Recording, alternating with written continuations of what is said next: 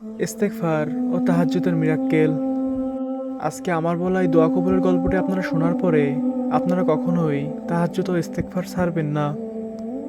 আসলে যারা দোয়া কবুল করাতে চান তারা কখনোই ইস্তেগফার ও তাহাজ্জুদকে ছোট আমল হিসেবে দেখবেন না। দোয়া কবুলের জন্য ইস্তেগফার ও তাহাজ্জুদের চাইতে বড় কোনো আমল আমার জানা নেই। তো চলুন দোয়া কবুলের গল্পটি শুরু করা যাক। আসসালামু আলাইকুম প্রিয় দিনী ও ভাই ও বোনেরা, শুরু করছি আমার পরম আল্লাহ তাআলার নামে। বিসমিল্লাহির রহমানির রহিম। আমরা বাস্তব জীবনের গল্পগুলো আপনাদের সাথে শেয়ার করি। আপনার গল্পগুলো যদি আমাদের সাথে শেয়ার করতে চান, আমাদের ডিসক্রিপশন বক্সে দেওয়া পিন কমেন্টে দেওয়া হোয়াটসঅ্যাপ নম্বরে যোগাযোগ করুন। আপনার বাস্তব জীবনের গল্পগুলো আমাদের চ্যানেলে প্রচার করা হবে। প্রথমে তিনি লিখেছেন, জীবনে যা চেয়েছি আলহামদুলিল্লাহ তাই পেয়েছি। সুন্দর বাড়ি গাড়ি, মন মতো একটি পরিবার, সবই আল্লাহ তাআলা দিয়েছেন। আমি কখনো হারাম বা অন্যায়ের পথে যাইনি। নেশা, জুয়া, অবৈধ সম্পর্ক এবং কোনো হারাম কাজে আমি যুক্ত ছিলাম না। আলহামদুলিল্লাহ, আমি 5 ওয়াক্ত সালাত আদায় করি এবং সপ্তাহে চেষ্টা করি 2-3 রাত তাহাজ্জুদ নামাজ আদায় করার। আগে থেকেই অনেক ইস্তেগফার করতাম, কিন্তু ইদানিং ইস্তেগফার করা বাড়িয়ে দিয়েছি। আজ আমি যা পেয়েছি সবই তাহাজ্জুদ ও ইস্তেগফারের আল্লাহ তাআলার বরকতে। আল্লাহ তাআলা তাহাজ্জুদ ও ইস্তেগফারের বরকতে প্রতিনিয়ত আমার নিয়ামত বাড়িয়ে দিচ্ছেন। এক রাতে তাহাজ্জুদের নামাজে দাঁড়িয়ে আল্লাহ তাআলার কাছে দোয়া করেছিলাম, হে আল্লাহ, আমাকে তোমার ঘরে দাওয়াত দাও। আমি মক্কা ও মদিনার মেহমান হতে চাই। আমি কল্পনায় ভাবতে পারিনি এই দোয়ার উত্তর এত তাড়াতাড়ি পাবো। এই দোয়া করার 1 সপ্তাহ পর কোনো পূর্ব পরিকল্পনা ছাড়াই সবকিছু মিলিয়ে গেল।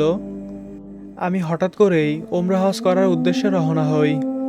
গত 3 মাস ধরে ধারাবাহিকভাবে ইস্তেগফার করছি, আর আশেপাশের প্রতিটা ঘটনা যেন এক একটি মিরাক্কেলের মতো প্রকাশ পাচ্ছে। আলহামদুলিল্লাহ, যখনই আমি আমার জীবনের দিকে তাকাই শুধুমাত্র আল্লাহ তাআলার অশেষ রহমতের ছোঁয়া দেখতে পাই।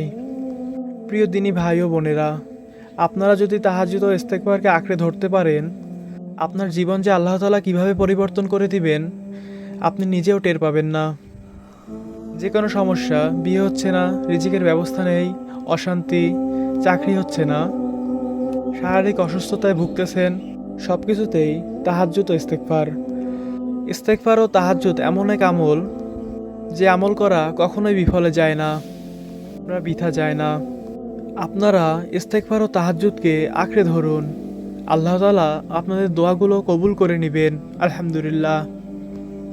প্রতিদিন আপনার পক্ষে সম্ভব না হলেও সপ্তাহে অন্তত 2-3 দিন তাহাজ্জুদের সালাত আদায় করুন। সারাদিন না পারলেও দিনের কিছুটা সময় ইস্তেগফারের জন্য বরাদ্দ রাখবেন।